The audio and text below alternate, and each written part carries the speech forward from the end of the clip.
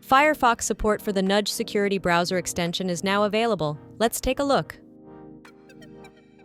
Everything you need to get started can be found in your Nudge security settings. You can deploy to Firefox by clicking this button on our deployment coverage matrix.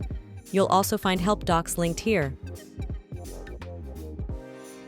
You can choose between individual or managed deployment, depending on your needs. You'll now be able to select Firefox as an option for deployment for each method. Let's take a look at Managed Deployment for more information. Deploy using Managed Google Chrome or your preferred MDM. For additional guidance, see our link to the Help Center for troubleshooting documentation. You can deploy to any of the currently available browser options for maximum coverage and visibility.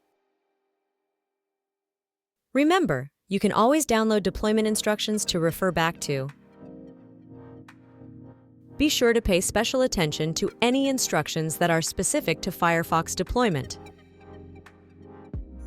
As you expand deployment, you will be able to visualize coverage across your organization in this table. You can always visit to the browser extension settings to customize what is detected and see where the corresponding data appears in the product. You can also view, edit, and configure in-browser nudges here as well. See what you're missing? Start your free 14-day trial today.